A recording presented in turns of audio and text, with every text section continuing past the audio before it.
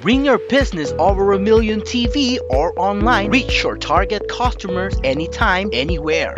Your brand on TV or on the web. Get more customers and grow your business. Advertise now.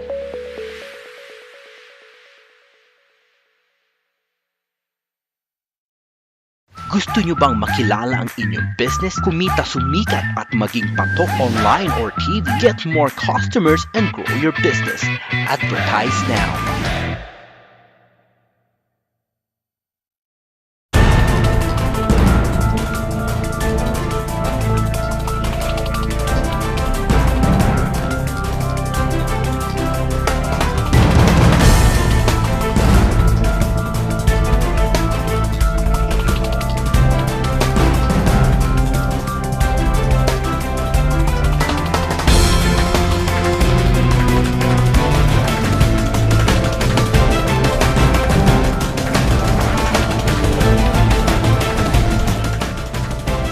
Live from the studios of Leader News Philippines, Errol Dakame of Kamaong Acero starts now!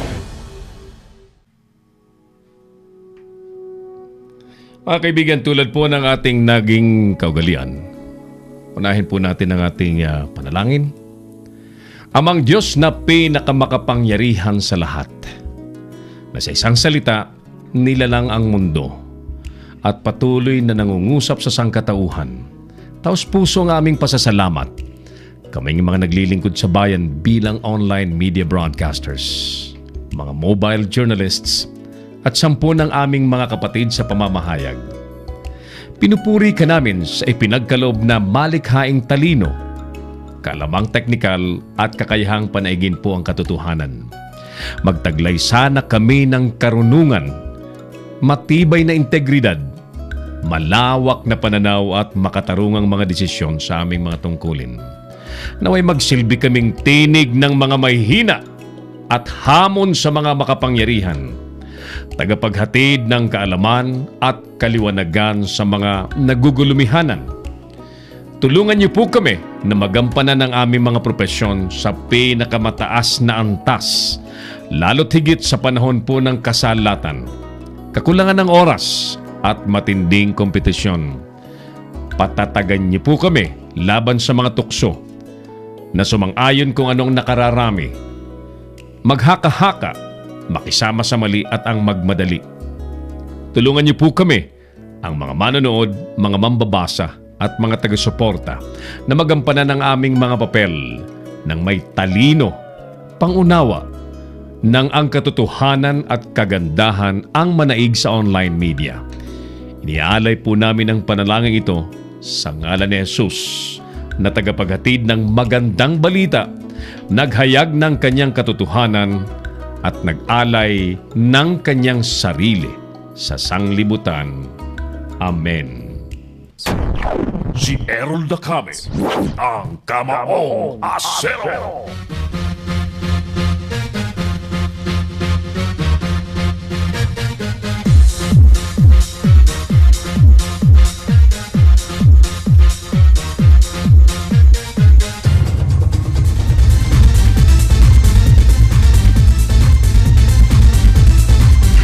PDEA Director Aquino natuwa sa pagkakatalaga kay Guerrero sa Customs.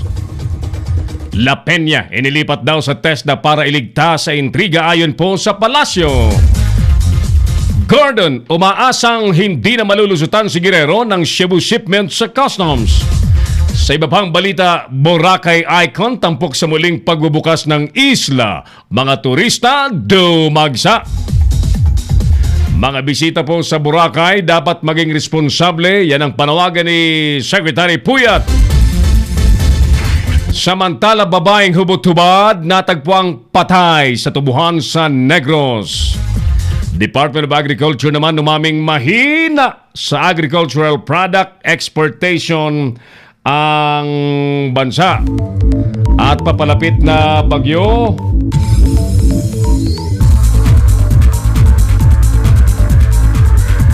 humina ayon po sa Pag-asa.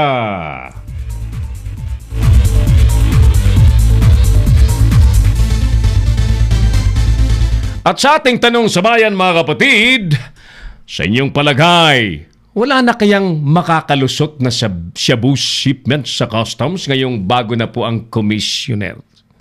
Repeat, sa inyo bang palagay, wala na kayang makakalusot na shabu shipment sa customs ngayong bago na po ang commissioner? Si Errol Dacame, ang Kamaong Asero. Kaibigan, magandang Friday po ng gabi sa inyong lahat. Ako na po ito si Errol Dacame. Welcome po sa Tigasing Palatuntunang Kamaong Asero. Sumasa inyo po on HD quality at inyo pong napapanood sa buong mundo. Programang may totoong malasakit. Programang tanging katotohanan po ang inilalabas at sinasabi. Programang kalaban po at lalabanan ng fake news. At pananaigin po ang katotohanan lamang. Sapagkat ito po ay hindi lamang online broadcast. Hindi po ito basta online broadcast, kundi ito po ang Leader News Philippines. Si Errol Dacame, ang Kamaong Asero. Muli ang aming imbitasyon sa inyong lahat na pakilike po ninyo ang ating FB page ng Leader News Philippines. Mag-comment at i-share po ninyo ang ating live video para makasali po kayo sa ating papremyo. Ang premyo pong naghihintay, abay 200 na, di ba? Kasi kagabi, wala tayong diniklarang winner. So, tonight mga kaibigan, bagamat nasabi natin sa ating FB page na 100, magiging 200 pesos po ang premyong nakataya sa mapalad na mapipili po nating panalo.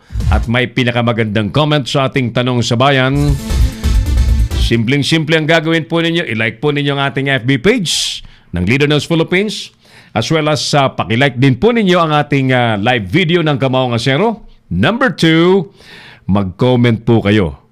Mag-comment kayo ng malamang comment. Intellectual, hindi yung personalan, no?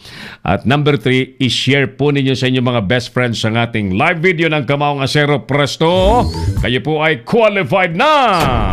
Si Errol Dacame, ang Kamaong Asero. Batiin muna natin ang ating masipag na kumpadreng nasa The Netherlands ang nag-i-inspire sa ating ituloy-tuloy. Tulad niyan, ituloy-tuloy ang paggawa po ng mga public service, serbisyo publiko sa ating mga kababayan at siya din po ang nagtulak sa ating likhain ang Philippine Online Broadcasters Association, si paring Bong David. Yan. Na nasa The Netherlands at pinuno po yan ng MCVO. Isa pong NGO na napakarami pong OFW yung naililigtas sa kapahamakan. Siyempre, binabati din natin ang ating iba pang makasamang Board of Directors sa POBA, Philippine Online Broadcasters Association. Veteran television and radio broadcaster paring Gani Oro.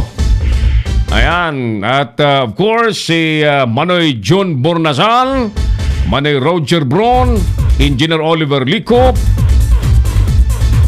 Who else? Of course, ang ating kaibigang malapit na pong maging konsehal ng San Jose del Monte City, ang may-ari po ng Latigo Online Studio. Ayan. Si Konsehal Mario Batigas. At siyempre ang inyo pong lingkod bilang Pangulo po ng Philippine Online Broadcasters Association. Bumabati po sa inyo ng isang magandang Friday night. Welcome po ang lahat sa ating pagkatanghal ng Palatuntunang Kamaong Asero. Unahin na po muna natin ang mga reports ng ating mga masisipag na mag-uulat ngayong gabi. Habang nakasilip po sa atin ang ating mga suki sa ating palatuntunan. Isang karangalan, idol, na makasama ka sa isang tunay na advokasya sa larangan ng online platform. Thank you, partner at kumpadreng Bong David, na may ginintuang puso at wala na pong ibang iniisip. Kahit siya po'y hirap sa kanyang trabaho, hanap buhay, isinasabay niya po ang public service. Makapagligtas lamang po ng mga OFW, mga distressed OFW sa iba't ibang lugar sa buong mundo. Katuwang po natin yan sa mga magagandang gawain sa ating mga kababayan. Thank you, partner! Right, sige! Unahin muna natin ang report ni partner Boyet Guillermo.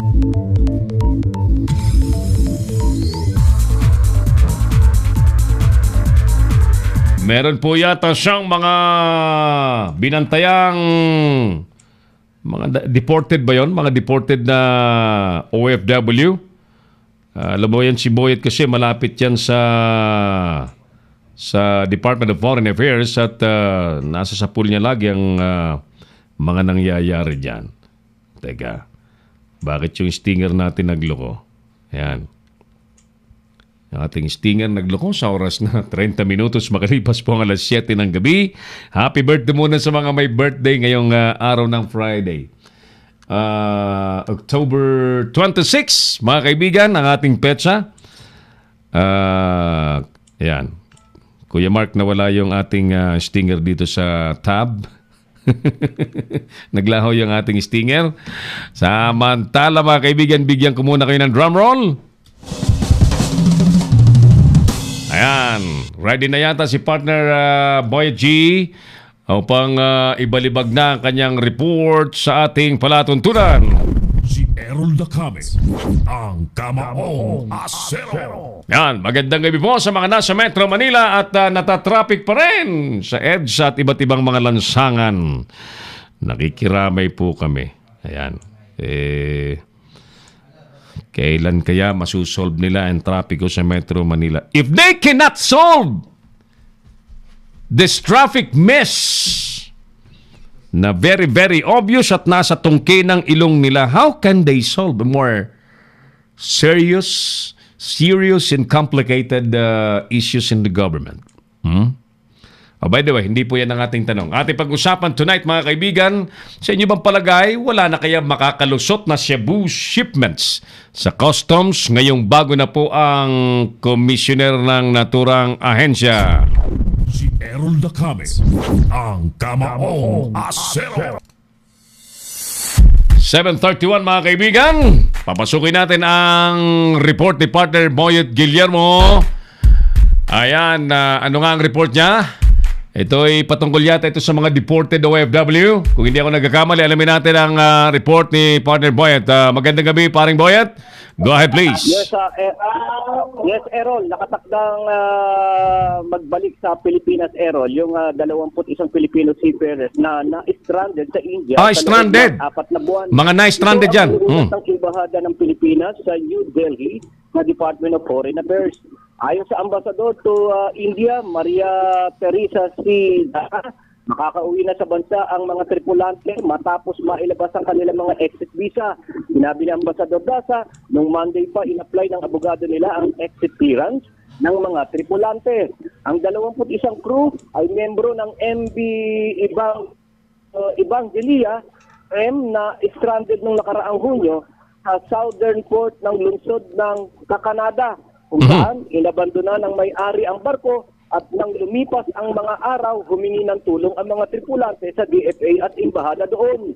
Mahigpit naman nakipag-ugnayan ng embahada ng Pilipinas sa mga otoridad ng PIER sa India at sa Admiral Shipping Agency at iba pang ahensya ng gobyerno sa doon at manning agency sa Pilipinas para makauwi sa bansa ang mga seafarers.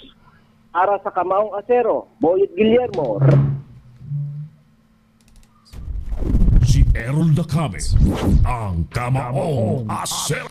Thank you, paring Boyet Guillermo, sa buena manong report sa ating palatuntunan. Maraming salamat at magandang gabi sa mga nasa Southern Metro Manila. Paring Boyet, thank you.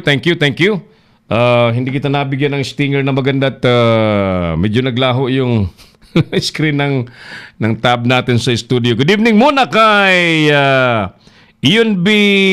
Seyo. Parang Eusebio ito At si Pastor Ram, nanonood sa atin, nakakaway. Pastor Ram, good evening. Sir Rafi Bianson dyan sa Tacloban City, magandang gabi. Kasama ang iyong pamilya. Remy Penny dyan sa San Jose del Monte, good evening sa pamilya mo rin dyan. James Garcia, magandang gabi Sir Errol. Pag-greet ng happy birthday. In heaven ang tatay namin. Salamat Sir Errol. Happy birthday ang tatay ni James Garcia. Ayan, in heaven, sabi niya. Pasukin Riders, magandang gabi po. Nakatutok po kami. Pabati po ng aming PRCI President Xavier po, Sir Errol. Salamat. Si Errol Dacame, ang Kamaong Asero. Alright, sige. O, buena mano. Buena mano. Bueno. Biyernes talaga, no? Ulitin ko, ang premyo nating load ngayong gabi ay 200 pesos. All you have to do para mag-qualify po kayo, i-like po ninyo ang ating FB page ng Leader News Philippines. Number 2, i-like nyo rin po ang ating live video ng Kamaong Asero. And number 3, mag-comment po kayo sa ating tanong sa bayan. Sa inyong palagay, wala na kayang makakalusot na shabu shipments dyan sa customs. Ngayong bago na po ang commissioner.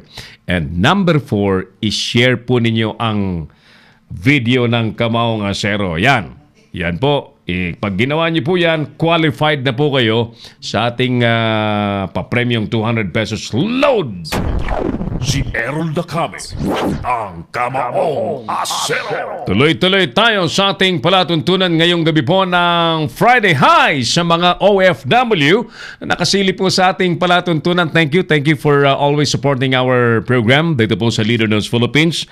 Abangan po ninyo ang napakaraming magagandang mangyayari at magaganap sa ating himpilang Leader News Philippines. At teaser lamang po ito. Marami pong magagandang mangyayari. There will be synergy of two platforms. Meron pong pagpapakilala ng mga anchors at mga programs very, very soon. No? We're gonna have at least 10 regular programs online dito po sa Leader News Philippines at nais ko pong ipakilala very soon sa inyo ang mga kasama natin. Alright, sige. Salamat po Sir Errol, sabi ni Pasukin Riders. James Garcia, thanks Sir Errol. Si Errol Dacame, ang Kamaong Asero. Alright, puntahan na muna natin ang report ni Parang Hil Tamayo. Live mula sa Tacloban City. Meron yatang naging aktibidades dyan sa jail ng Tacloban, especially sa female dorm. Alamin natin kung ano ang naganap dyan kanina.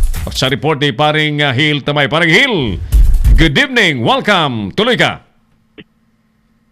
Magandang gabi parang Errol, no? Sa pagbita ng National Correctional Consciousness Week, ang Tacloban City Jail Female Dorm, Tacloban City, ay nagkaroon ng isang patimpalak sa mga inmate na kung saan bida ang mga lola. Ito ay ang big ganda ng Lola Mo 2018 na kung saan ito ay sinalihan ng 6 na kandidata na pawang mga lola. Ayon kay Jail Warden Jail Inspector Jennifer Joyce Abar, taon-taon nila itong ginagawa at isa din ito hakbang para sa mga inmate na ipakita nila ang mga talento at kausayan ng mga abilidad nila kahit sila ay nasa piitan. At ito din ay parte ng kanilang transformation program. Sa kanina parang Errol, ay naging masaya ang programa dahil binida ng mga lolang inmate ang mga iba't ibang uri ng kanilang talento na kung saan ay may sumayaw, may kumanta at may nagdrama din. Sa huli, isang 72 years old na lolang inmate ang nanalo sa patimpalag kanina sa Tacloban City Jail Female Dorm. Samantala, pareng Errol, dito naman po tayo dako uli sa piitan pa rin. 3 inmate at 2 prison guard huli sa bypass operation. Sa isinagawang anti-drug operation ng PDEA Regional Office 8 WSPO kasama ang Samar Provincial Police Office PDEU at First Samar FC, huli ang 5 kalalakihan na 3 ay kinilala na pawang mga inmate at 2 nito ay prison guard. Bypass operation sa barangay Calbayog sa Western Samar. Sa report na isinumiti kay PDEA Director General Aaron Aquino, nakilala ang 2 prison guard na nahuli sina Romela Salamon Breos alias Ronnie, isang high-value target at government employee, 40 years old, at resident sa barangay Carayman, Calbayog, Samar, at si Vicencio Elbano Kasinhay, isa ding high-value target, 50 anyos at parehong prison guard sa Samar Sub-Provincial Jail. Samantala, nakilala naman ang 3 mga prison detainee na si Melencio Diaz Dulma, 40 years old, Remilio Cabrido Adilan, 42 years old, at Janet Tibo Bulier, 41 years old, at inmate sa Calbayog Samar Sub-Provincial Jail. Sa bypass operation na ginawa, nakuha sa mga nahuli ang 6 na heat-sealed transparent plastic sachet na pinaniniwalaang shabu at may timbang na 101.35 grams na may market value na 689,000 pesos. Sa ginawang follow-up operation ng mga operatiba sa sub-provincial jail facility, nakuha ang 11 units ng cellular phone at isang improvised tutor at 5 sachet na pinaniniwalaang shabu na may timbang 16 grams at may market value na nagkakalaga ng mahigit kumulang 7,888 pesos. Sa ngayon, naharap sa patong-patong na kaso ang mga suspect at paglabag sa violation of Section 5 o dangerous drugs at Section 11 o possession of drugs at Section 12 possession of drug paraphernalia sa Article 2 ng Republic Act 9165. Sa latest update na nakuha ng News Philippines ay may nagpositibo sa ginawang drug test sa mga detainee na sina Cabrido at Diaz. Paring Errol. Alright. Talagang ayaw pa rin magsitigil, ano? Sa kabila ng ang Pangulo natin ay napakalakas ng kampanya laban sa drugs, may mga tao pa rin talagang ubod ang lakas ng kanilang mga loob na sumausaw pa rin ang kanilang mga kamay sa illegal na negosyong yan. Ang nakakabahala dito, paring Errol, ay involve itong mga government employee natin. That's the worst. Na dito, na nasa, kumbaga, rehabilitation center yun, sub-provincial jail. Doon nakapiit yung mga nahuhuling drug detainee. Kumbaga, paano naman na ang buhay nila na kung doon mismo sinusuplayan sa sila. Provincial jail, sa loob, doon mismo galing ang mga shabu.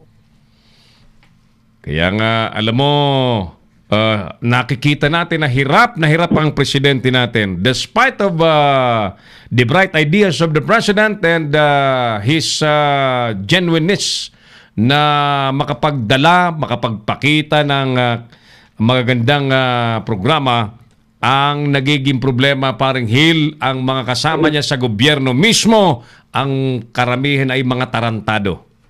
Yes, oo. Yung latest Errol na pati yung job jail warden ng Samar Provincial Prison ay kakasuhan din. May planong kasuhan ng mga operatiba. Bilis-bilisan ang pagkaso. Kasong administratibo. Bilis-bilisan ang pagkaso. Ako nga, hinihintay ko, paring Hill, yung unang pinagwagwagan ng presidente natin, 6,000 mga active police officers. Wala na ako narinig. Ano nang nangyari doon? So ito, panibago na naman ito, mga jail officials. Panibagong doon sa unang sinabi ni Presidente at dito yung unang mga sangkot. Yeah. So far, ngayon, ongoing pa yung kaso at wala pa tayong nababalitaan na na-dismiss o nakulong Wala pa.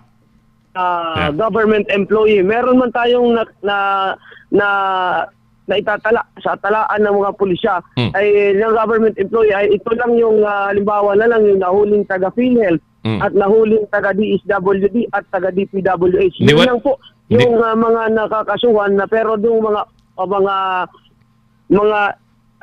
nasa uniforme na in line with the service to conduct or to protect the people doon sa pagprotekta ng droga sa bansa ay wala pa tayong nababalitaan so far dito po sa Eastern Visayas. Tutuloy natin ang pagbabantay, paring Hill, sa mga kasong yan. Maraming salamat. Magandang gabi sa iyo. Sa Tacloban City, ito naman Hill Anisio Tamayo, Leader News Philippines. Si Errol Dacame, ang Kamaong Asero. Thank you, paring Hill Tamayo, live mula po sa Tacloban City. Samsung Kate, malamang wala na. Yun ang kanyang sagot sa ating tanong na sa inyo bang palagay, wala na kayong makakalusot na shabu shipments sa customs ngayong bago na po ang commissioner. Ang bagong commissioner po ngayon, ang dating head po, pinuno ng Marina. Si Director, Commissioner ba yun? Commissioner ban level din nun? Marina Commissioner Ray Guerrero. Yan, Ray Jagger Guerrero. At ang kanyang statement, wala daw puwang ang pandarambong ngayon sa customs. Si Errol Dacame, ang Kamaong Asero. At of course, tayo ay looking forward, mataas ang expectation natin sa bagong pamunuan ng customs. Doon po sa mga nagdaang na ilagay ng presidente, ang sabi po ni Senador Gordon, ang mga nagdaang komisyoner na pinagkatiwalaan ng Pangulo ay pare-parehas palpak. Si Errol Dacame, ang Kamaong Asero. Quincy Joel B. Kahilig. Magandang gabi, Sir Errol. Thank you, Quincy. Joel, magandang gabi rin at good evening to sa mga nakasilip sa ating palatuntunan. Pakilike po ninyo ang ating FB page ng Leader News Philippines. I-like din po ninyo ang ating live video. Mag-comment kayo, sumagot kayo sa ating tanong. I-share po ninyo ang ating live video and you are immediately qualified to our 200 pesos load na nakalaan sa mapipili. Si Errol Dacame, ang Kamaong Asero. Yung battle cry po ng presidente na change is coming, inasahan po yan ng taong bayan. But apparently, hirap na hirap po ang presidente na maipatupad yung magagandang proyekto niya sapagkat may mga napagkatiwalaan po siya na balisngag, tagilid. Tagilid ang mga pinatutupad na supposedly ay iba. Iba ang nangyayari. Sa halip na matino ang pamamahala, marami pong kinasasangkutang anomalya. So, kakausapin natin sa ating palatuntunan si Bishop Nilo Tayag, ang isa sa mga kaibigan nating naniniwala na ang pinakamagandang paraan tuloy para mangyari po ang mga pangarap ng Pangulong Duterte ay sa pamamagitan ng pagpalit pagpalit sa mga nakaupo sa pamamagitan po ng revolutionary government at huwag nang maghintay sa eleksyon. Si Errol Dacame, ang Kamaong Asero. Sige. Establishan natin ang ating linya sa ating kaibigang Bishop Nilo Tayag, ang patuloy pong umiikot at nagtatanong sa ating mga kababayan, ano ba ang pinakamaganda? Revolutionary government na? Makikibalita tayo kung ano ang pulso na ng taong bayan. Samantalang si Quincy Joel V. Kahilig, hanggat andyan pa sa gobyerno ang mga protektor ng mga sindikato ng droga, may makakalusot at makakalusot pa rin. Kaya yung 6 months na pangako na resolbahin ang droga noon malabo talaga. Ipakita ng Pangulo ang pangil, sampula ng malalaking isda at hindi yung mga tulak na nakasasye lang. Si Errol Dacame, ang Kamaong Asero. Mga kaibigan, as promised, at exactly 7:48 in the evening, nasa linya na po natin si Bishop Nilo Tayag, ang prime advocate po ng revolutionary government. Makibalita tayo kung ano na ang kanyang naramdaman, ano na ang pulso ng mga Pilipino sa iba't ibang lugar na kanyang at kanilang inikutan. Bishop Nilo Tayag, sir, si Errol Dacame po ito sa Leader News Philippines. Welcome po sa programang Kamaong Asero. Good evening, sir.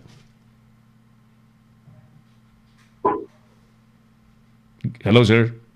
Hello? Yes. Hello, magandang gabi. At magandang gabi sa iyo at sa Errol. It's my pleasure again, Bishop, to have you in my program. Magandang gabi, Errol. Apo, Bishop, kami po ay napatawag muli upang kumustahin ang iyong pag-iikot sa iba't ibang lugar sa Pilipinas while you are bringing this advocacy na mapabago po ang sitwasyon ng Pilipinas per se based on the plans of the President. Ano po ang pulso na ngayon ng taong bayan, Bishop? Sa pag-ikot ko sa akin, maraming salamat Go ahead, Bishop. Unang-una, maraming salamat, Errol. Apo. At maraming salamat din magandang gabi sa inyong mga tagapakinig.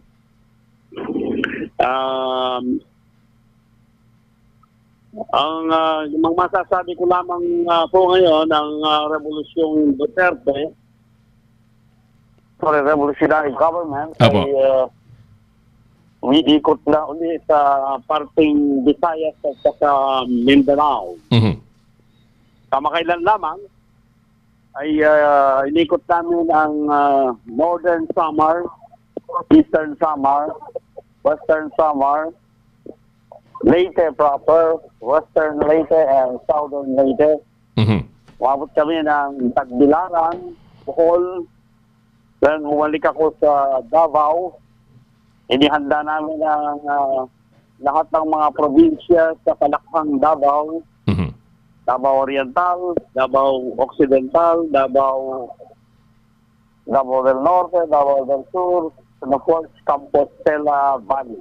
Mhm. So it's just a matter of formalizing all our chapters, provincial, city, and municipal chapters. Kamakailan lamang ay nagpresenta Mhm. ang Bangsamoro Autonomous Region. This is the alternative Bangsamoro Autonomous Region of Muslim Mindanao Yes, sir. under the leadership of Dato Mustafa Eid Kabali. Mhm. It has presented an alternative program so that the president would have a free hand Mhm. in pushing through with the Bangsamoro Autonomous Law. Yes, sir. In the coming plebiscite on sometime in January, there will be a plebiscite 2019. There will be a plebiscite on the Bangsamoro Organic Law. So even before that, we have presented to the President through ASEC Dalumpines Mhm. an alternative program or roadmap for achieving autonomy and peace in Mindanao Mhm. among our Muslim peoples, Muslim brothers and sisters. So, mainit po ang pagtanggap ng mga tao sa revolutionary government. At ang isang survey, objective survey, Mhm. ay nagsabing 61% na ang mga Pilipino na nagnanais na magkaroon na deklara na ni President Duterte ang revolutionary government. So, Mhm. pinipilit namin at kasalukuyan ay nababalidate namin sa iba't ibang dako ng Pilipinas. Yes, sir. Ang aming deadline o masasabi namin timeline ay bago magpasko ay matatapos namin ang Northern Luzon, nakaabang na, Northern Luzon, Central Luzon, Mhm. Southern Tagalog, and Metro Manila. It's just a matter of formalization. The initial state work, the organizational state work, has already been done among them. And the good thing about Revolution Duterte Mhm. for a revolutionary government is that it has so many force multipliers and organizations. Mhm. For instance, the 11.5 million guardians all over the Philippines. We have organized a coalition of all guardians.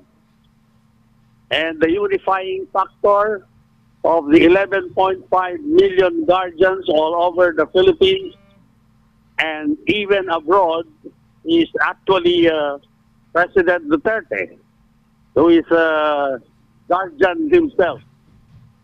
So we consider President Duterte as the supreme guardian that can unify all the guardians.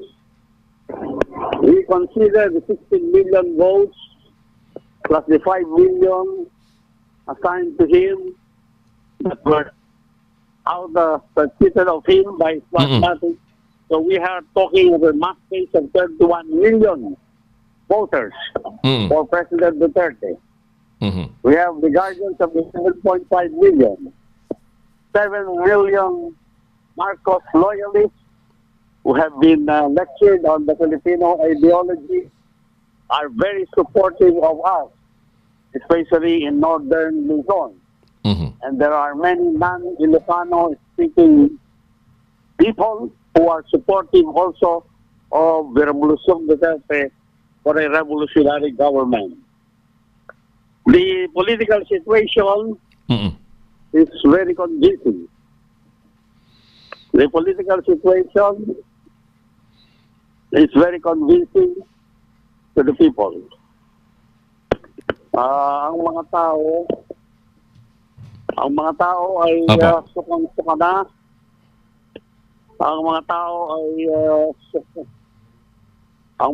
ay sukang-suka na sa mga nangyayari. Nakikita nila sarili ng mata at nakikita nila sarili ng nakikinig sila sa sarili nilang mga tenga. Na ang nakatali ang kamay ng presidente. Malinaw na yung aming slogan, let the government do its worst.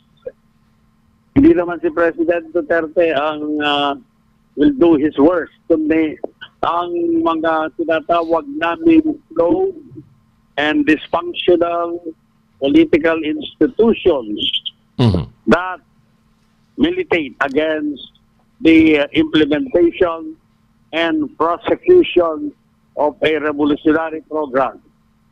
Ang daming balakid, ang daming mga hindrances, ang daming obstacles sa pagpapatupad ng programa ng Pangulo ng all-out war against drugs, all-out war against graft and corruption, at isang mabilis na pag-implementa ng kanyang 10-point socio-economic program and ambisyong 2040, hindi ma-implementa ang kanyang build.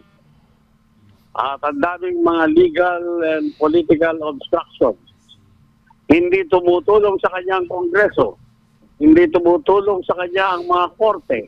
Hindi tumutulong ang Senado. Hindi tumutulong ang Korte Suprema. So, ang lahat ng mga institusyon ito ay nagiging balakid sa pagkakameron ng isang tunay na pagbabago, isang tunay na revolusyon sa buhay ng mas kaming masa ng sambayan ng Pilipino. Apo. Ang mga manggagawa, ang mga magsasaka, ang mga nasa service industry, ang mga walang trabaho, ang mga urban and rural poor, ang mga profesional, ang mga estudyante, at mga maliliit na negosyanteng Pilipino ay nahihirapan na at ang issue ng inflation at ang issue ng mataas na presyo ng mga bilihin ay hindi masawata ng husto ni Pangulong Duterte, kundi sa pamamagitan ng special emergency loans that should be given to him. Kahit ay yung mga simpleng mga traffic sa EDSA. Yeah. Ang sinabi niya, hindi na ayaw din niyo akong bigyan ng emergency powers, then magdusa kayo sa EDSA. So lahat ng mga ito ay nagbabadya na sukang-suka na ang mga tao sa mga nangyayari sa ating gobyerno. Pag sinasabi kong gobyerno, yung 3 branches o sanga ng ating pamahalaan, ang lehislatura at ang judiciary, hindi lamang sa executive. At maging ang kanyang Bishop.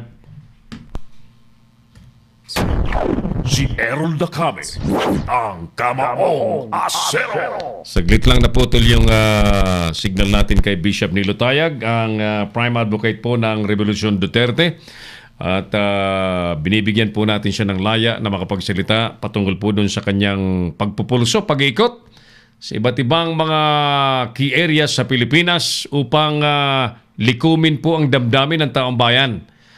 At ang sinasabi niya po, ang political situation is very, very convincing for the President to declare a revolutionary government. Marami siyang gustong magawa pero tali ang kamay dahil sa mga dysfunctional institutions. Hindi tumutulong ang iba't ibang bahagi po ng sangay ng gobyerno, and therefore the President cannot deliver his commitment to the people. Balikan natin si Bishop Nilo. Bishop, sorry po, naputol tayo. Welcome back.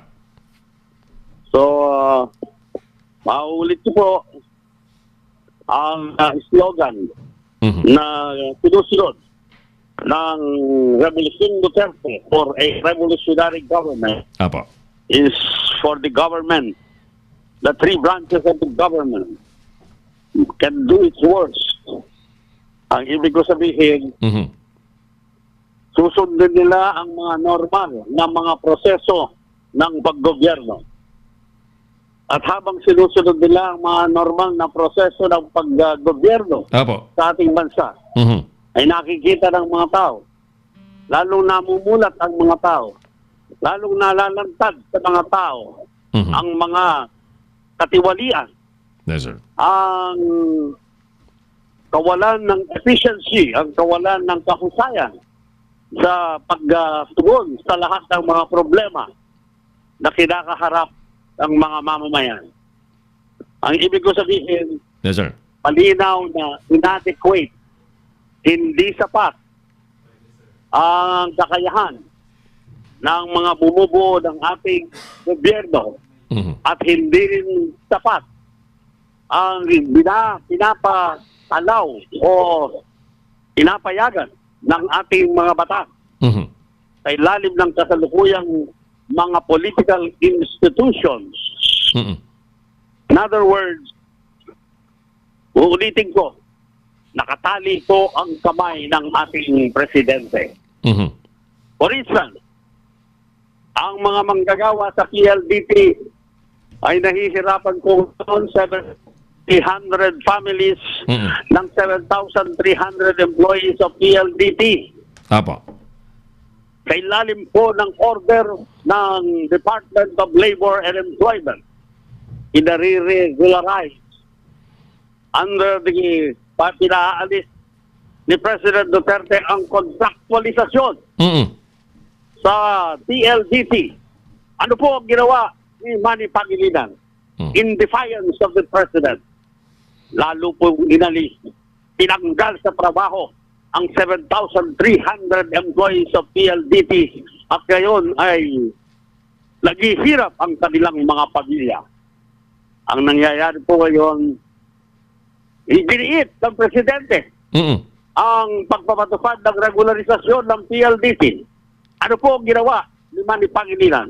Pumunta po sa corrupt na Court of Appeals, and definitely big money has changed hands in the Court of Appeals. At nakakuha po ng isang PRO si Manny Pangilinan. At ngayon ay wala na pong, hindi na po gumagalaw ang kaso ng 7,300 employees na gustong ma-regularize ni Pangulong Duterte. So napakalinaw po Apo. ang ginagawa ng mga oligarko na gumagamit ng ating mga korte, the Court of Appeals this time. All right. And I'm sure that if we overcome and we overturn the decision in this PRO in the Court of Appeals, Manny Pangilinan, who is the tool of the oligarchs, will go to the Supreme Court. Halos kontrolado na po ng pera ni Manny Pangilinan na ginagamit yung pera na di umano ay galing sa Salim Group of Companies, na di umano ay galing sa pera ni Suharto ng Indonesia. Ay ginagamit siya upang kontrolin ang lahat ng mga public utilities. Sa ilalim po ng revolutionary government, Apo. ang mga public utilities Kasalukuyan na kontrolado halimbawa ng oligarkong si Henry C. Mhm. Ang National Grid Corporation of the Apo. Philippines. Yes, sir. Lahat ng mga transmission lines ay kontrolado na ng isang oligarko. Mhm. Ay hindi po dapat nakpas sa kamay ng mga oligarko. Hindi po dapat nakpas sa kamay ng oligarko hindi inom na tubig, Mhm. water system. Hindi po dapat nasa ilalim ng oligarko ang control ng ating elektrisidad. Kaya po ngayon, ang elektrisidad, tubig, at iba pang mga public utilities ay dapat mapaibalik sa kamay ng gobyerno sa ilalim ng isang revolutionary government. All Kaya right. po, mga kababayan ko, Apo. umaapela po ako sa inyo. Kailangan po ang overwhelming mass movement. Kailangan po namin. At sa aking pag-iikot sa buong Pilipinas, nakikita ko naman na magkakaroon tayo ng overwhelming mass movement and mass clamor for a revolutionary government. Mhm. At by the time we are prepared, we will ask the President to declare a revolutionary government, and we will consult the President with an accomplished fact that we are prepared for him to declare a revolutionary government. Number 2, ang military ay sukang-suka na rin sa mga traditional na mga politicians. Alam namin na gusto ng AFP, gusto ng mga maraming mga PNP na talagang magkaroon ng tunay na pagbabago Mhm. at magkakaroon ng tunay na paglilinis sa kanilang hanay na magagawa lamang natin sa pamamagitan ng isang revolutionary government. Baka sila, nakikita namin sa pag-iikot, ang Armed Forces of the Philippines at ang Philippine National Police at ang People's Militia na binubuo ng 11.5 million guardians ay handang-handa na upang tulungan ang Presidente Duterte para sa kanyang pagdeklara ng isang revolutionary government. At minihanda namin sa aming mga pag-ikot Mhm. ay ang political component. Number 1, ang isang elemento ng political component dito Apo. ay ang Council of Advisors to the President, Council of Experts, Mhm. and sectoral mass organizations to advise the President in his lawmaking power, because he will be the sole lawmaking power under a revolutionary government. Secondly, the local government units there will be an alternative local government units. We have organized provincial councils, municipal councils, city councils, down to the barangay level council, Mhm. which anytime when the revolutionary government is declared, these people who have been chosen for their proven integrity and competence, following the truth that they are committed to the revolution Duterte. Number 2, that they are clean of any charges of illegal drugs and corruption. Mhm. Number another C, that they are competent to occupy these positions. An alternative, number D, the third element is an alternative judiciary. The judicial system shall continue to function in a regular manner, Mhm. but there will be an alternative judiciary na nakaabang, always ready to take over those who will be removed by the President for corruption, negligence, and incompetence. And the fourth element of a revolutionary government Mhm. is the alternative bureaucracy. Mhm. An alternative bureaucracy will be developed from all practitioners of public administration, brilliant lawyers who are ready to take over the reins of government, not to the trap, but there should be continuity in the 1.5 million bureaucracy that is now presently running our government, from the lowliest janitor to the directors of bureaus.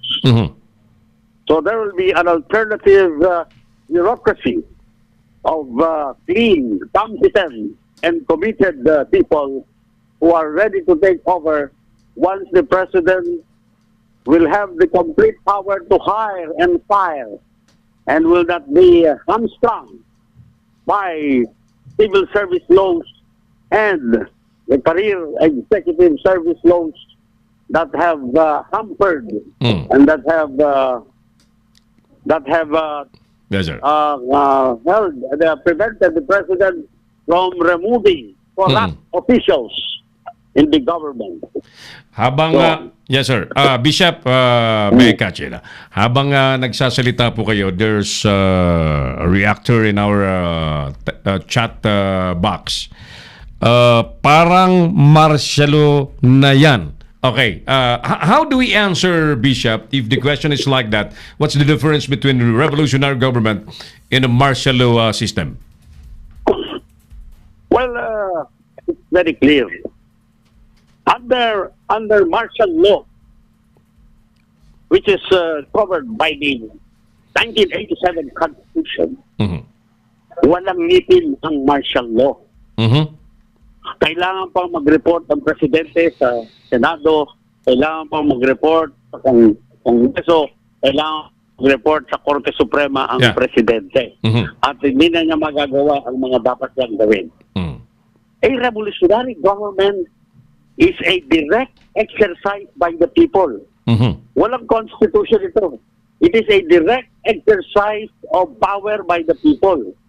Inaalis na nila ang kanyang mga delegated powers. Ang nangyari kasi, dinelegate ang mga tao sa Kongreso. Dinelegate na nila ang powers nila sa Senado. Dinelegate nila ang powers nila sa Korte Suprema. Now, the difference is between this. Hello, sir. Si Errol Dacame, ang Kamaong Asero. Right, dun po sa mga nanonood sa atin, welcome po kayong mag-interact sa ating palatuntunan. Mag-comment po kayo sa ating pinag-uusapang revolutionary government. Isa pa na round, tawagan natin ulit si Bishop Nilo Tayag. I was about to ask Bishop Nilo Tayag, I had a discussion with one of my with one of the groups I'd been with. Napag-uusapan namin, alright, sige, lahat ng mga dysfunctional na institusyon linisin. But how about the dysfunctional Philippine National Police? That the very obvious, there are also so many corrupt policemen. What will be the plan of the president when there is a revolutionary government? Bishop, welcome back. Sorry po, naputol po ulit tayo. Yung kinikwento ko po, 2 weeks ago, I had a discussion with one of the groups na napuntahan ko. Pinag-uusapan nga din namin itong revolutionary government. And they agreed that tama, linisin natin ang gobyerno. Napag-usapan namin, Bishop, now how about cleansing also the Philippine National Police? What's the plan about that, Bishop? Well, as the saying goes, who will mas maganda sa Tagalog. Apo, go ahead. Ang mangyayari kung hindi mo binabago, number one kasi, ang sinabi ni Dr. Jose Rizal. Yes, sir. What use will a revolutionary government be if the slaves of today will be the tyrants of tomorrow? Okay. Kaya kailangan alinsabay ng paglalagay ng mga alternatibong mga tao sa gobyerno. Yes, sir. Ay ang dating intensive remolding and values formation. Okay? Right. There Agree. should be an intensive values formation and remolding of the character of the people. Agree. In other words, ang kinakalaban lamang natin ay hindi mga flawed institutions, kundi mga taong dispalinghado ang values Mhm. Dispalihado ang kanilang sense of values. Mhm. Ha? Dispalihado ang kanilang ang sense of values nila. Dispalihado ang kanilang behavior Yeah. because of the long years of yung karanasan natin. Yes, sir. Na palagi mong sinasabi mula kay Aguinaldo hanggang kay Aquino III, 120 years Yeah. na nabuo ang ganitong uri ng pag-uugali. So kailangan continuation kasabay ng isang revolutionary government Opo. is a continuous and intensive process of ideological remolding and values formation of those who will take over things of government in the judiciary and the administrative system or the bureaucracy. Yun ang pagkakaiba nito. Ayan. Alright.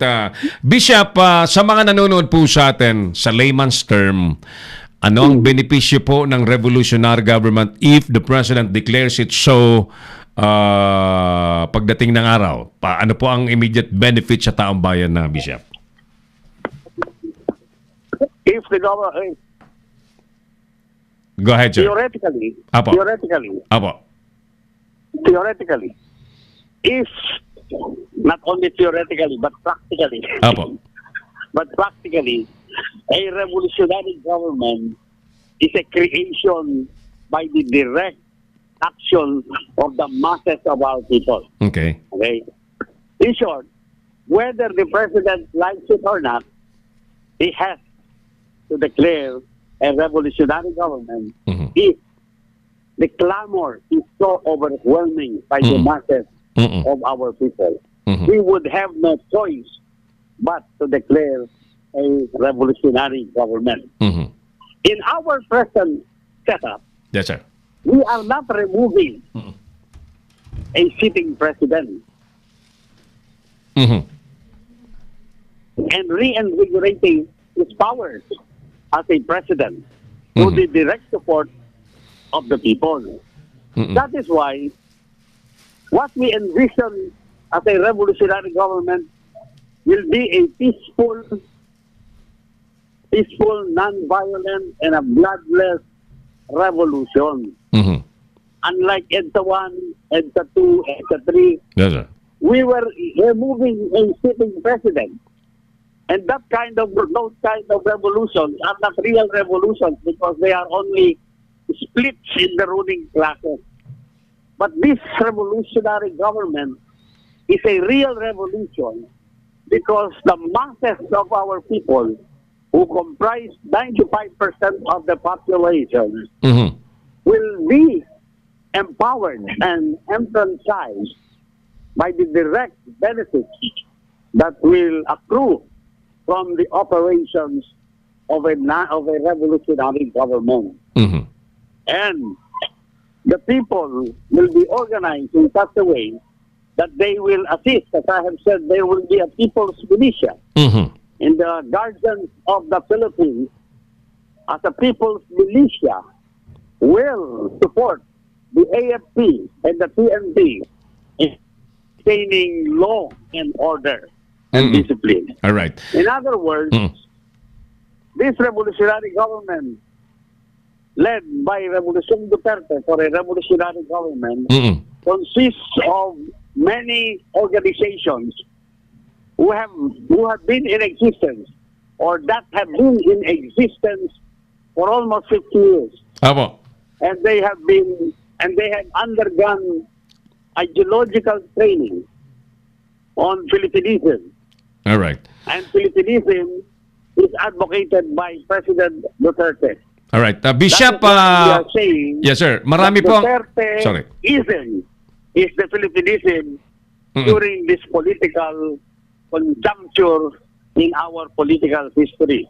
All right. Bishop, And habang what nagsasalita we po are kayo... saying is that President Duterte Yes, sir. is a gift to the Filipino people only once in a century. All right. From Aguinaldo Apo. to Aquino III, Yeah. lumitaw ang isang Duterte. And what is significant now is that only once in a century also nangyayari Apo. a direct action or the exercise of the right to revolution of our people Mhm. has converged with the right of the state to protect and preserve itself Apo. against destabilizers Mhm. and against assassinations. In our case, the interest of the preservation of the state, which is now led by Mhm. Duterte, Apo. is not in conflict with the revolution of the masses. Merong isang convergence.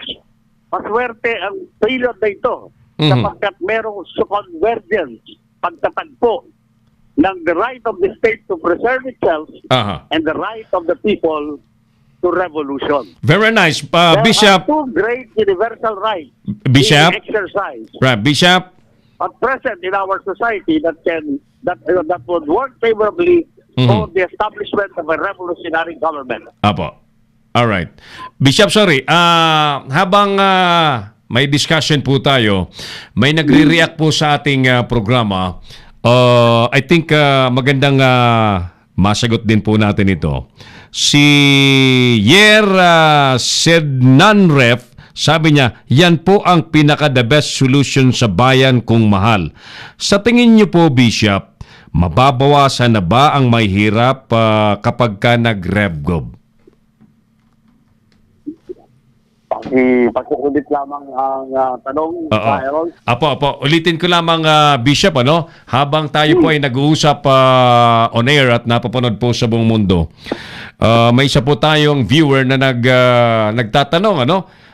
Naniniwala siyang yan daw po ang solusyon ng revolutionary government, but he is asking if there will be a revolutionary government kung mawawala na raw po ang mga naghihirap ng mga Pilipino, Bishop. Mawawala na ang mga Naghihirap na mga kababayan natin, sir. precisely. Mhm. Precisely. Apo. The general objective of a revolutionary government Apo. is to emphasize, for the government to help the Filipino entrepreneurial class so that there will be the later on not only surpass the oligarchs Mhm. but to overpower, Mm. to surpass the oligarchs in terms of assets and business capability. Apo. Ang source of poverty natin Mhm. is that 50 families among the oligarchs control 85% of the wealth of this country. I see. Yeah. Ang kailangan talaga, Apo. Filipino entrepreneurs ay tulungan ng gobyerno. Kasi ang gobyerno kasi ay captive ng mga oligarchs. Yeah. Ngayon, Apo. pati ang electoral process ay captive ng mga oligarchs. Kaya ang mga tao na Apo. mahihirap, binibenta ang kanilang boto Yeah. at binibili ng mga politiko na Apo. pinopondohan ng mga oligarko. Yes, sir. Under the present setup, there is the democratic aspect of the revolutionary government Apo.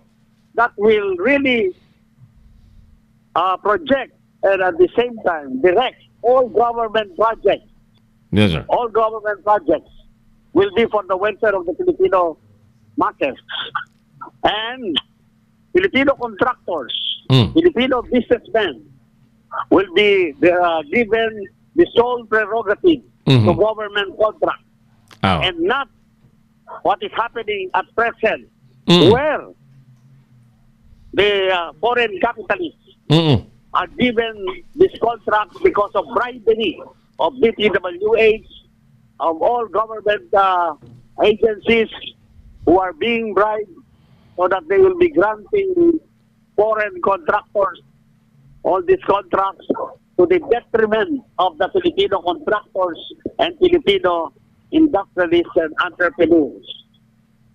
The program of food security under a revolutionary government, Apo. there will be a concentration of the production of all the basic necessities of the masses of our people, Mhm. and not the interest of the profiteers, and not the interest of the oligarchs who control, who are themselves also what we call the rice cartel. Hello, sir. Okay. Isa pang tawag siguro, pasagutin na lang natin itong isang tanong natin na partner Mark, no? Ang sabi rito ni Vic Vista Barameda, Sir, paano na po yung isinusulong na federalismo ni PRRD kung magkakaroon na ng revolutionary form of government? I think dapat masagot ito kasi tayo dito sa Leader News Philippines, we are also supporting the federalism concept. So, Bishop, welcome back. May isa pong tanong sa atin ngayong gabi sa program. Sabi rito ni Vic Vista Barameda, Sir, paano na po yung isinusulong na federalismo ng PRRD kung magkakaroon na po ng revolutionary form of government, Bishop? Paano po ang sinusulong Paano, ng PRRD? ano na daw po ang mangyayari sa isinusulong na federalismo ni PRRD kung magkakaroon na po ng revolutionary government, sir? Ito po, bibigay ko ang sample sa inyo. Yes, sir. Nung sinubite ni President Duterte ang draft ng federal constitution, ano po ang deklarasyon ni Senator Lacson? We will cremate federalism. Ang ibig sabihin nito, hindi pa man nag-uumpisa, Patay na. patay na ang federalism at hindi na i-cremate na lamang ng Senado. And of course, itong CONASTA o CONCON, didibatihin dito till kingdom come. Till kingdom come. Apo. Ang ibig sabihin, sa pamamagitan din ng isang revolutionary government, Apo. maisasaayos, maitatapag, at may lalagay sa tamang hugis minus the dynasties ang isang federal Republic of the Philippines. Very good. A federal state. Very good. Very A good. federal state for the Philippines. So, ang federalismo ngayon, Apo. sad to say, asa sa kasalukuyang sistema ng ating pamahalaan. Apo. Magkakaroon lamang ng tunay na katuparan ang isang tunay na federal system of government sa ilalim ng isang revolutionary government. Very well said, Bishop. Mabilis lamang po ang ating oras, so kami po ay nagpapasalamat po sa wisdom po ninyo ngayong gabi na ibinahagi sa ating mga manonood. We thank you so much, Bishop. We will call you again para po sa mas malaliman pa hong mga pag-update natin at pagsagot sa mga nais magtanong po sa atin, Bishop. Sa panghuling mga mensahe, sir, go ahead, sir, sa mga panghuling mensahe natin. Carol, maraming salamat sa iyo at maraming salamat sa tagapakinig ng palatuntunan ito at naway makaabot sa lalong nakararaming mga Pilipino. Batid namin na talagang gustong-gusto ng mga mamamayang tambayan ng Pilipino ng pagbabago. At ito na nga, ang pagkakataon, the chance of a lifetime, minsan lang sa 100 taon dumarating sa ating pagkakataong ito. Ang nalalabing taon lamang sa Duterte administration ay 3 taon lamang. Kailangan gamitin natin ang pagkakataong ito upang for God's sake and for the future generations, there will be real transformation of Philippine society. Maraming salamat po sa inyong lahat. Thank you so much, Bishop Lilo Tayag, ang prime mover po ng Revolusyong Duterte. Si Errol Dacame, ang Kamaong Asero. Ang ganda ng topic, Sir Errol. Sabi ni Ray Fernandez, actually. Ray, thank you. Si Jed. Ikaw na, Jed. Thank you so much, Bishop Lilo Tayag. Talagang pinagbigyan natin si Bishop na may paliwanag at ma-update po tayo sapagkat matagal-tagal nating hindi nakausap. Marami na pong nangyari. At ngayon naman po ay Friday. So, sige na. Ayos na. Ayos na tayo. Alright, sige. Hello? Alam niyo po, dito sa palatuntunang ito, nananatili po itong salamin ng ating lipunan. Kung ano po ang nangyayari, ipinapaalam po natin. At hindi po pwedeng itago-tago kung ano ang mga advocacy, kung ano po ang mga movements, kung ano po ang aktwal at realidad sa ating lipunan, ipinapaalam po natin. So, nagpapatuloy po ang grupo ni Bishop Nilo Tayag sa pag-iikot at tinatanong po ang iba't ibang lugar, ang mga Pilipinong kababayan natin sa kanilang damdamin patungkol po sa mga dapat gawin ng Pangulo sa gitna po ng kahirapang may patupad ang iba't iba pong mga programang nais niya pong ipatupad. Mga kaibigan, muli nating balikan ang ating survey question. Sa inyo bang palagay, wala na kayang makakalusot? Maganda itong tanong natin. Kung Revolution Duterte na ba, wala na kayang makakalusot na shabu sa Bureau of Customs? Ang ganda, no? Ganda ng topic natin. Muli nating balikan, mga kaibigan, ang ating mga mainit na isyong binantayan sa maghapon. PIDEA Director Aquino natuwa sa pagkakatalaga kay Guerrero sa Bureau of Customs. Samantala, La Peña inilipat daw sa TESDA para lang iligtas sa intriga ayon po sa palasyo. Senador Gordon umasang di na malulusutan si Guerrero ng shabu shipment sa customs. Sa iba pang mga balita, Boracay Icon tampok sa muling pagbubukas ng isla. Mga turista, mga kaibigan, dumagsa.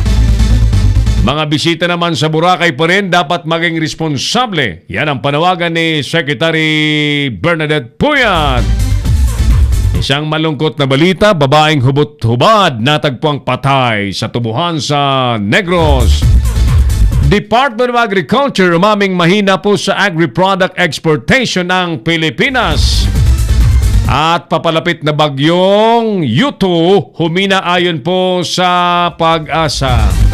Mga kaibigan, inabutan na po tayo ng ating oras ng pansamantalang pamamalam. 8:31 na kasi, no? Si Jed kanina pang hapon dito nagpa-practice at nagre-rehearse. Kami po ay magpapasalamat na muna sa ating mga taga-suporta, ang Borgesco Auto Parts sa Tacloban City at ang PQC Paint Depot. At yan po ay sa pamamagitan ng ating mga kaibigan, Sir Rafi Bianzon at sa kanyang misis, yan, si PIDEA Director, di ba? May mga nag-message pa sa atin, di ba? Sir, ano nga po ang tunay na sagot sa federalism or revolutionary government? The real plan, kapag sa ngayon kasi, ang sitwasyon, mga ginigiliw natin mga taga-subaybay, in the present system, patay na nga, todas na ang federalism. Ang nagpapangit naman kasi, merong mga politiko na sumingit ng mga probisyon na ayaw na nilang lumayas sa pwesto, ayaw na nilang mapalitan. So therefore, yung mga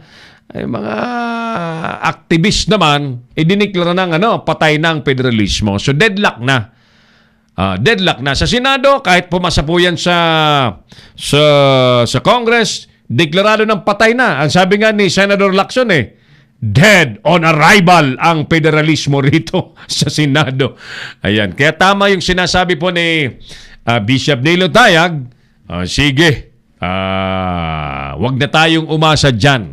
Magrevolusyong Duterte na muna at saka natin ilatag ang federalismo kapag wala na yung mga traditional politician na yan. Si Errol Dacame, ang Kamaong Asero. Alright, sige mga kaibigan. Kuya Mark, may napili ka na bang pwede nating pagkuloban ng 200 pesos load ngayong gabi ng Friday? May kung wala pa ring mapili tayo, sa Lunes magiging 300 pesos yan. Palaki ng palaki yan. Okay, Quincy Joel V. Kahilig, hanggat andyan pa ang gobyerno o sa gobyerno ang mga protektor ng mga sindikato ng droga, may makakalusot at makakalusot pa rin. Kaya yung 6 months na Kaya yung 6 months na pangako ba yun? Let me go back to yan. Ito. Kaya yung 6 months na pangako na resolbahin ng droga, malabo talaga. Ipakita ng Pangulo ang pangil Sampula ng malalaking isda at hindi yung tulak ng mga sachet lamang. Yan. Ano? Yan na ba si Quincy na ba ang napili mo, Kuya Mark? Ba, talaga naman palakpakan. Okay, palakpakan. We have a winner tonight. Friday night, mga kaibigan, 200 pesos load. Quincy Joel V. Kahilig ang napili po ng ating creative director na manalo po ng 200 pesos load sa ating episode ngayong gabi ng Friday. Wala na, tapos na ang boxing. Tapos na po ang boxing, mga kaibigan. Congratulations sa Quincy Joel V. Kahilig. At ikaw daw ang nanalo ng 200 pesos load. I-text niyo po sa amin ang inyong ginagamit na number para ma-loadan, ano? Kailangan makausap natin yan, Kuya Mark, kasi ako may experience kasi dati sa programa natin. Pinadalhan natin, tapos dinideny.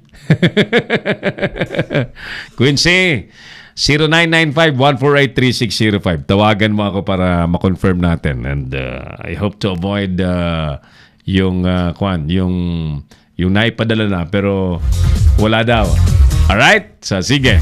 May ganyan kasi kaming experience. Ginikwento ko lamang, no? But I'm sure hindi ganyan si Quincy Joel, no? Kami po ay nagpapasalamat na muli po sa Long Ridge Philippines at sa TPC Telepreneur Corporation. Sa ilang saglit po sa inyo ang programang The Bible Cafe ni Pastor Ram Gamboa at mga kasama ng Baguio Calvary Chapel.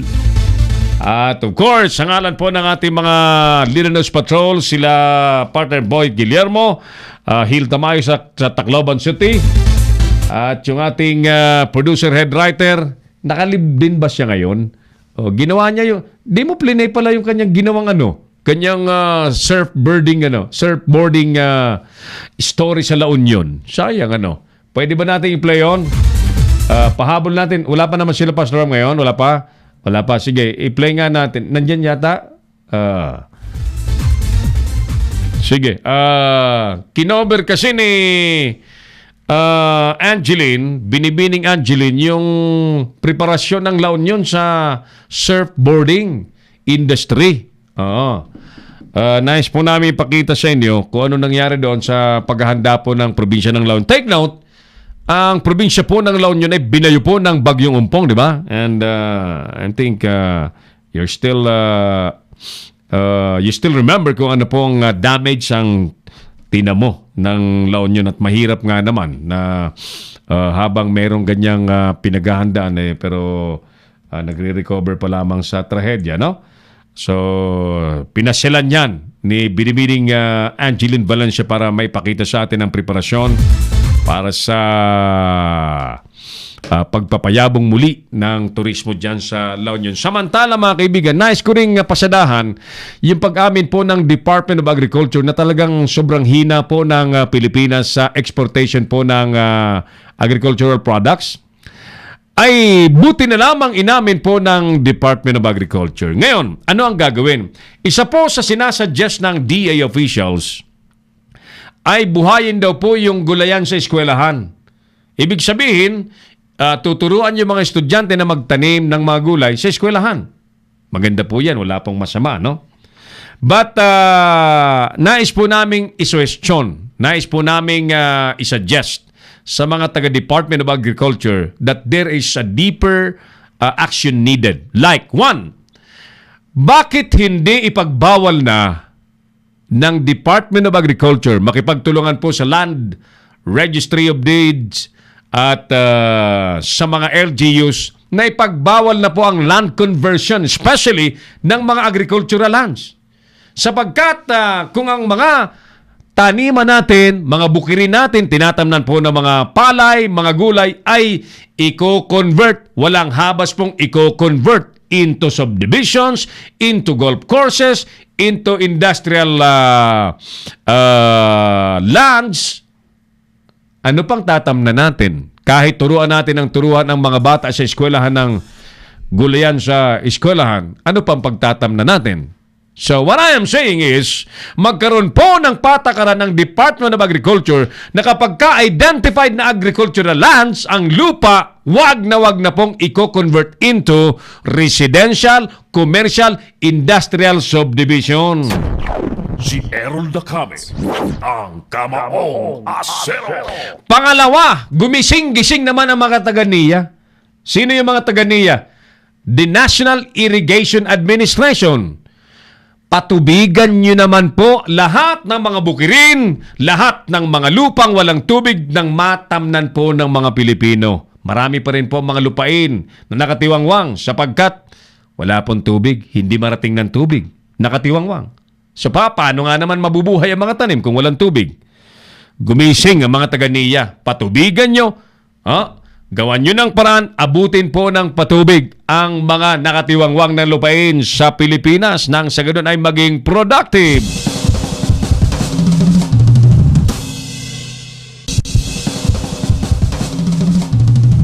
Palagay ko sa dalawang question natin yan may magandang panimula tayo, mas konkretong panimula, di ba? Again, I am not against the concept of bringing the advocacy of the DA to propagate Green Revolution nung I remember those times nung panahon ng martial law may Green Revolution. Pero noon kunti pa ang subdivision. Kunti pa ang mga residential development subdivisions. Iba na ngayon.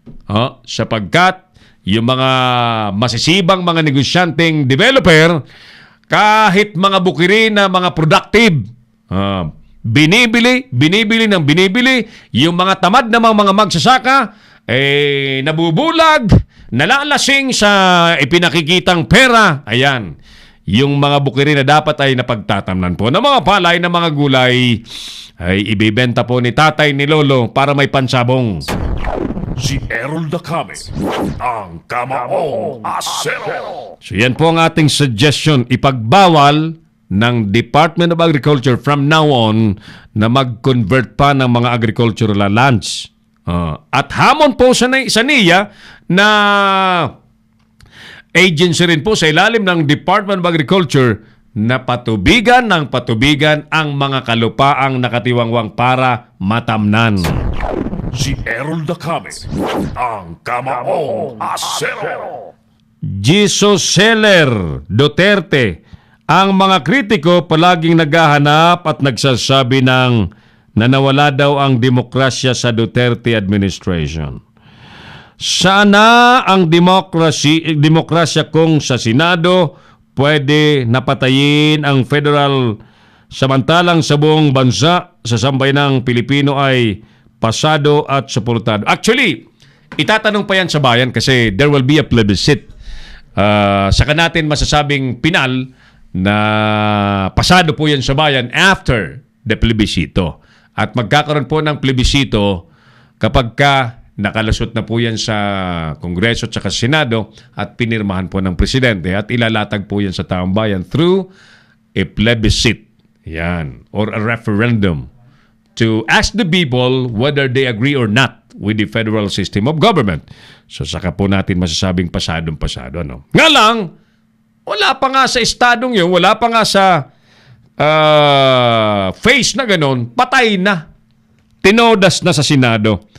Ang may kasalanan din kasi, ang mga mandarambong na mga politiko na ayaw nang lumaya sa pwesto, siningitan ng mga probisyon na sila ay wala ng term limit to ensure that they will be perpetuated in their positions. Diyan po pumangit sa totoo lamang. Napakaganda ng konsepto ng federalism. Federal form of government, napakaganda. Sinisingitan po ng mga demonyong politiko. Mga politikong mga nandyan sa Kongreso na nagpapangit tuloy. Pumapangit tuloy yung maganda. Magandang iniisip ng presidente. Ang pinakapangit dito, ito sasabihin ko po sa inyo, mga kakampi rin ng Pangulo ang nagpapapangit. Yan. Kaya nga, I really understand the frustration of the President. So, I agree na talagang kung sa present system natin iaasa, wala pong mangyayari. Si Errol Dacame, ang Kamaong Asero. Areglado mga kaibigan, I think nandiyan na ang tropa ni Pastor Ram. So, obligado tayong mag-inot-inot na, ika nga. Tayo mag-inot-inot na. Thank you so much everyone. Happy weekend, happy weekend. See you again on Monday. Sa Monday po ay may mga panibagong mangyayari po sa Leader News Philippines. Subangan po ninyo. Mas magandang Kamaong Asero program ang mapapanood po ninyo sa Monday. Promise. Promise po natin yan, ha? At of course, mas magandang serbisyo ang pakay natin. Hindi lang yung magandang programa, but the impact of our show to the people.